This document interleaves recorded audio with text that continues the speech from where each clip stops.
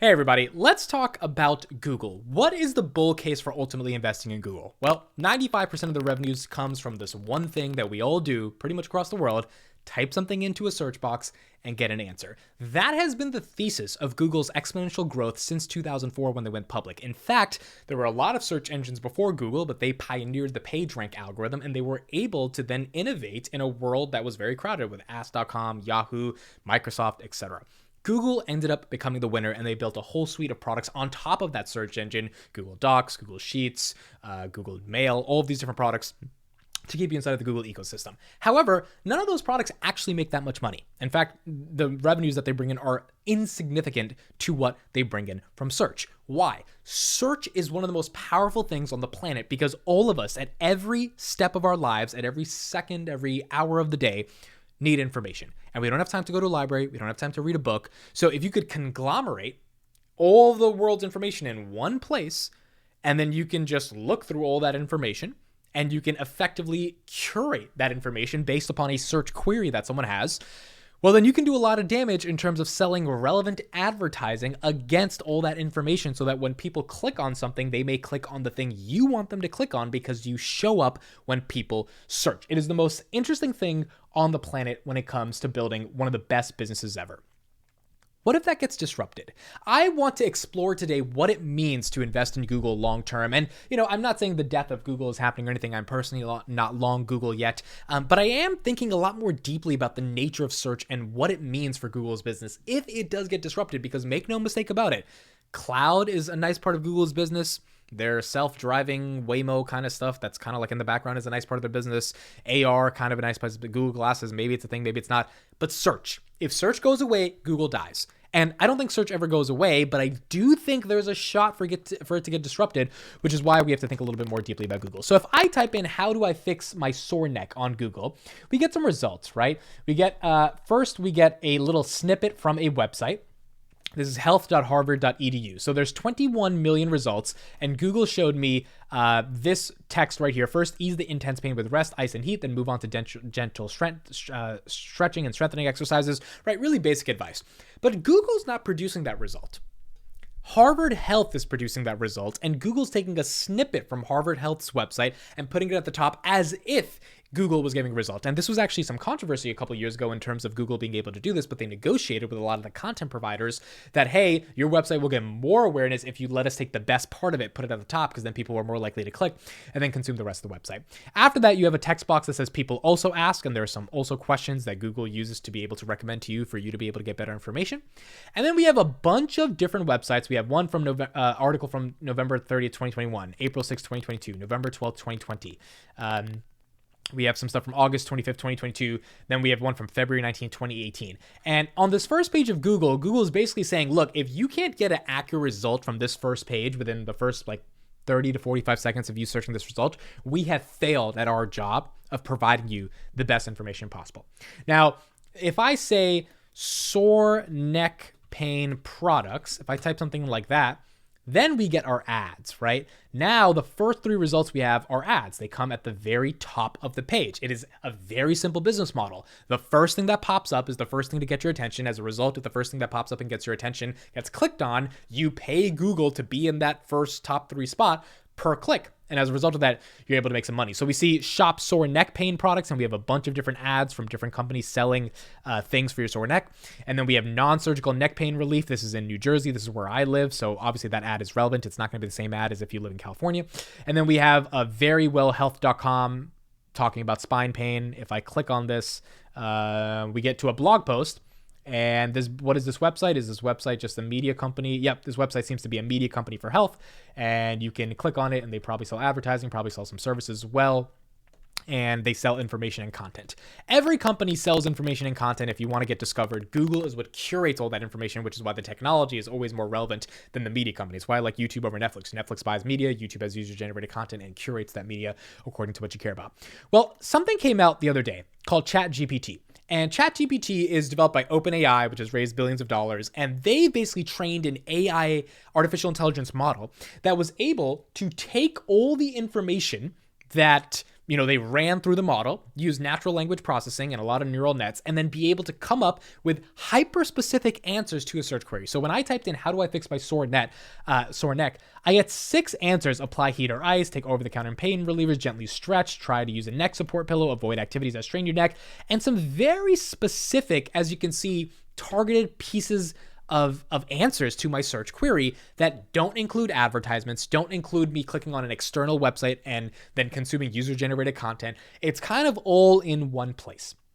And so it begs the question, well, why are they doing this? If they're training an AI model to just give you a very accurate result versus going through like a user-generated content search query through like the Harvard Health website, for example, does that produce a better result at the end of the day? I think that's up for debate, but one thing is certain: if you don't have to sift through ads and you can just get your result, or you can get your result and it's exactly what you need and it's not like a trillion different websites trying to tell you what you need, which means the time to value for you to be able to get that value decreases significantly, right, from a time perspective, then it might be more effective than Google search. George Hotz, who's an engineer at Twitter, who's a famous engineer for self-driving cars, and Elon Musk hired him to fix search at Twitter, also proposed an interesting question, which even deepens the thesis on questioning Google and its moat around search. He tweeted today, Twitter search proposal. Imagine posting a tweet asking a question. Search returns what would be the replies to that tweet. Easy to ground truth and fine tune it. Think it works. Include links to relevant papers, please. So he's trying to fix Twitter search. Now, why is this also relevant? Well, think about Twitter. There's 500 million tweets posted a day on Twitter. That's a lot of user-generated content, right? So Google has web crawlers that index the entire web with billions and billions of different articles. But Twitter is a centralized network that could theoretically have much better data from a centralization perspective because they index all the words. And, if they can use natural language processing and AI, should be able to interpret a lot of those words within Twitter itself. And so as a result of that, you kind of think about this. Okay, if I type in, how do I fix my neck on Twitter? What results can Twitter give me? The best results Twitter is going to give me is if it finds people and doctors and lawyers, right? Or I'm saying lawyer as an example if you have a legal question, but let's say health doctors that are constantly tweeting information around fixing your neck, around, doing back stretches, all these different things that can help your neck. If Twitter can index the 500 million tweets that are posted a day, and I'm sure some of those 500 million tweets have to do with health and wellness, nutrition, fixing your neck, all that different stuff, and they can use AI to figure out what is the most relevant of those tweets and kind of put them together within a query as a result to a search answer, why wouldn't you search on Twitter? Now, obviously, Google has a big market, right? They pay Apple $15 billion a year to be able to retain their market. So one could argue that Google is already entrenched in our lives, which I would agree. But as a heavy user of Twitter myself, if the search box is giving me a relevant answer, and it's giving me an answer from people that already post on Twitter, which, by the way, Twitter search sucks right now. You type in something, you get these ridiculous results. Some of them are from years ago. Some of them are the latest. Some of them, they don't even show you people. Like if I type in, how do I fix my neck on Google on Twitter right now, I don't even get people. Twitter has a tab that says people, where I should be getting a ton of health and wellness nutrition experts, just because AI should be able to recognize how do I fix my neck correlates to doctors and people in the medical space that are on Twitter, and they're showing me none of those results. So Twitter search is like, it's infantile compared to other types of search engines that exist, but it has all the data, it has all the content, it has 500 million tweets posted a day. So if you could index those tweets and they could produce a relevant result and an answer to a particular search query, that also begs the question of if OpenAI is giving you targeted results based on AI and not user-generated content, and Twitter is giving you targeted results based on user-generated content that is hyper-specific because it's just a tweet, right? So it's a relevant piece of information right then and there. It's almost like the snippet that Google was showing from the Harvard Health study. Could that potentially get people to stop searching on Google and search somewhere else? Now, I don't think that's going to happen, but it's something to think about when you think about the moat. The market cap of Google is $1.2 trillion. For them to get to $2.5 trillion market cap, they have to double from a stock price of around $98. For them to double and gain another $1 trillion of market cap, people have to do a lot of searching. And they have to sell a lot of ads effectively against that search. And one could argue that that's not going anywhere, but one could also argue, well, if there's a bunch of little startups and different other platforms trying to hesitate or trying to make Google hesitate or trying to make Google innovate a little more, because Google simply has not innovated for the past couple of years, really the past decade. I mean, what has come from Google outside of more effective search? Like nothing. I mean, if you think about it, nothing has really come from Google. The self-driving car, kinda. Google Glasses didn't really work. Google Plus didn't really work. Like, Google search is the moat. And so if you have all these competitors now pushing at Google, you could argue that Google is going to start innovating more, but Google is such a big bureaucracy. Could they innovate at the level of speed and scale as some of these other companies that really have nothing to lose?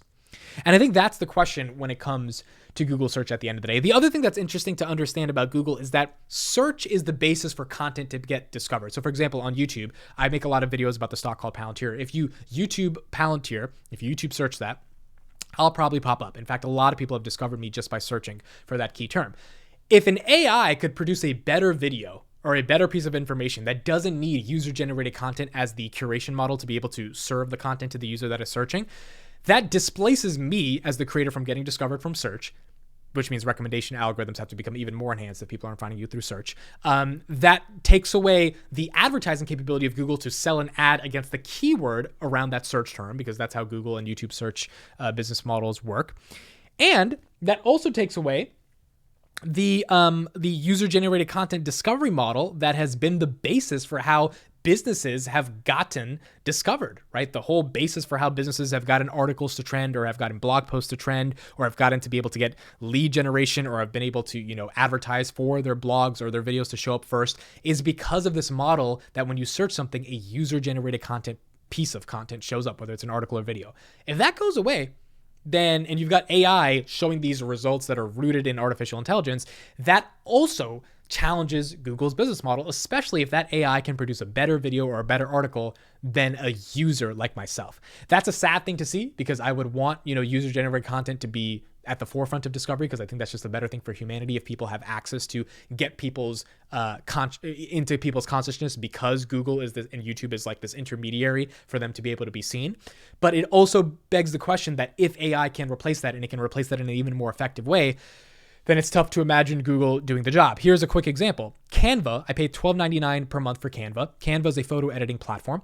I don't Google search for images anymore, which is user-generated content. By the way, if you search for an image on Google, you're going to find a bunch of images on the World Wide Web.